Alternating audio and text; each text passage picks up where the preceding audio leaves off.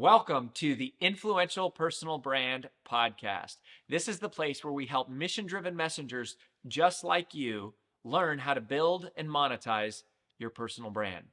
My name is Rory Vaden, and I'm the co-founder of Brand Builders Group, a Hall of Fame speaker, and New York Times bestselling author. And this show is to help experts learn how to become more wealthy and well-known. I know you're going to love it. Thanks for being here. Let's get started. Hello and Happy New Year. We are in 2025. I don't know exactly when you are listening to this, but this is being recorded in Q1 of 2025. And a part of what I wanted to do to help start the new year is share my top personal 5 most influential books that I read in 2024. And I did a full book recap episode if you want to go listen to this on the Influential Personal Brand podcast. But this is going to be like a 5-minute Cliff Notes version of what was the book, who was the author, and what was my favorite quote from the book, right? I did like a full 40-minute solo episode on why these books and why they were selected as the most influential books that I read in 2024. But today, what we're going to do to help start the new year is to give you 5 of what I think are some of the most powerful books that you can read this year. And I'm going to share the book, the author, and the most significant and impactful quote that I pulled out of the book after finishing it. So this will be short and sweet, but if you're looking for a good new read or a good old read to put on your queue for 2025, then this is a very awesome list of 5, I feel like, life-changing, business-changing books that should be on every person's read list. And if you've read them before, like I had for some of these, they need to be on your reread list. So here we go. First one, What Got You Here Won't Get You There by Marshall Goldsmith. And here was the pull-out quote that I picked. No one changes by learning things. They change by doing the things they've learned. And I feel like if we just take it up a level, this entire book is about how to be better. How to be better as a person, how to be better as a communicator, as a leader. But it's how to be better and realizing that many of us find success by accident. Many of us got to where we are just by pure grit, effort, and at some point, there's got to be an elevation, a level up of realizing, hey, the systems and processes that got me here have to change to go to the next place. My availability schedule, what I say yes to and what I say no to has to change. But then there's also some more inherent things, such as like the way that I lead, the way that I communicate, the way that I would say, in my opinion, the way that I learn and develop people around me, like at some point, it's got to change if you want to go to that next level. So that was my first pick. Is this overhaul of this is a book about being better as a company, an organization, a leader, and just a person. So that was pick number 1. Pick number 2 was Take the Stairs by Rory Vaden. I know it's a biased pick, but I had not read this book in 10 years, and I was so reminded of why this is a timeless, should read every few years book for me and for you, right? So Take the Stairs by Rory Vaden. This is not one of his pull-out quotes that he would ever share, but this is what I took from this book and this particular read. Frustration happens in the absence of perspective. Frustration happens in the absence of perspective. Now, this entire book is learning what makes you successful in life, right? It's all about the things that you can do to be successful in life. And one of the things that I find is that perspective is one of the most important things that you need to be successful in life. It's a perspective of do I have enough or is it never enough? Is it a perspective of my glass is half full or my glass is half empty, right? This is a great reread for me about remembering that I get frustrated when I forget to look at how far I've come.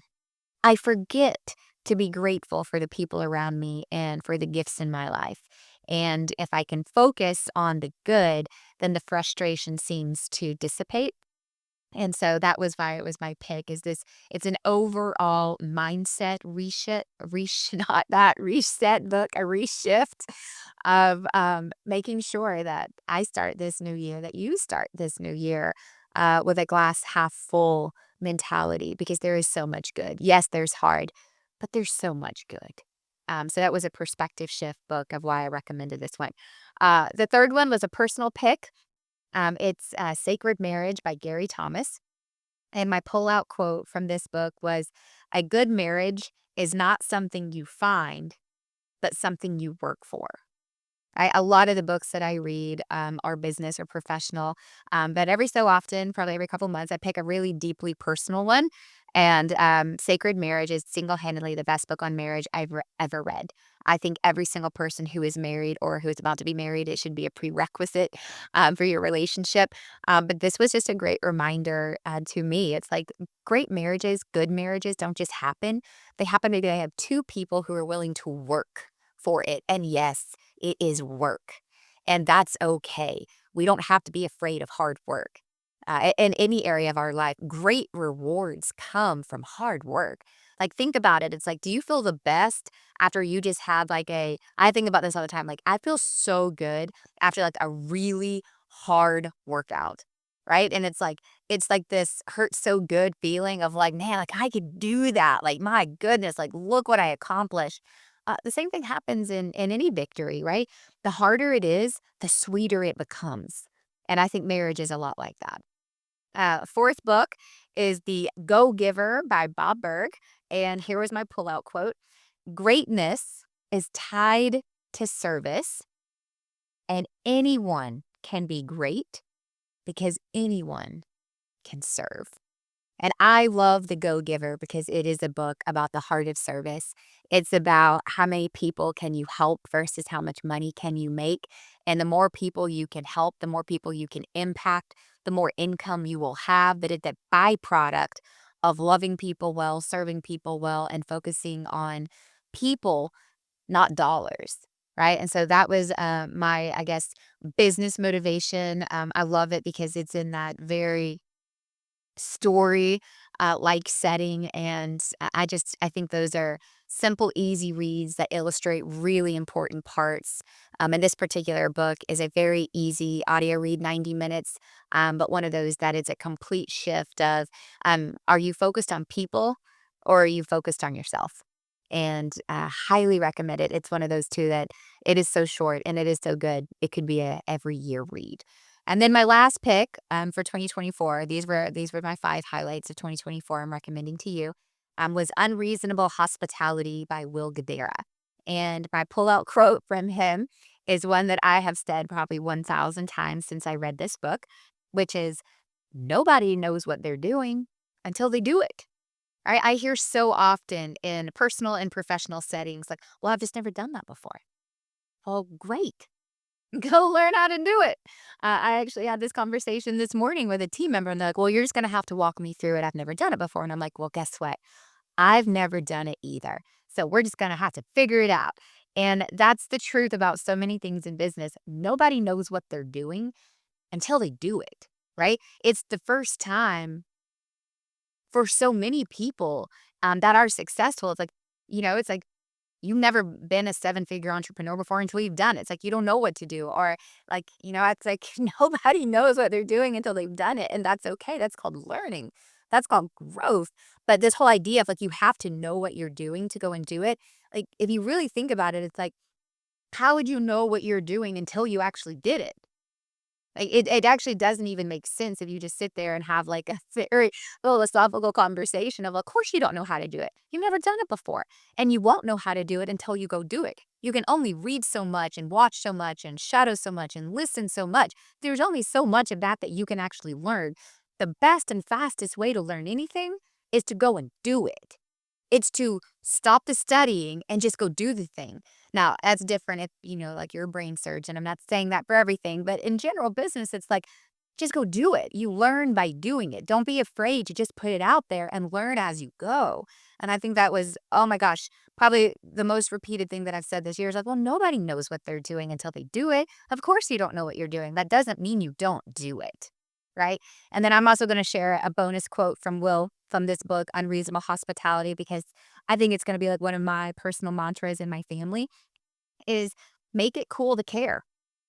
It's cool to care. Like that should be on a t-shirt. Well, you need bumper stickers and t-shirts. Make it cool to care. Care about people. Care about your team. Care about your colleagues.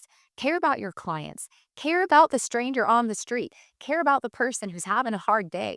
Care about the person who can't pay for their coffee in front of you. Like, care about people. Like, if we just did that, like, if it was our job to make caring cool, think about how things would be different. Like, think about how your business would be different. Like, what if you said every single day, it's like, how can I care for someone today? How many people can I care for today? And how can I make it the cool thing to do so that everyone that comes after me does it too? Right? Coolness is contagious. And if we can make caring cool, then that makes caring contagious. Right? So make it cool to care. Those are my 5 books, 5 authors, 5 pull-out quotes from my favorite books that I read in 2024. Grab these, check them out, and put them on your list for 2025.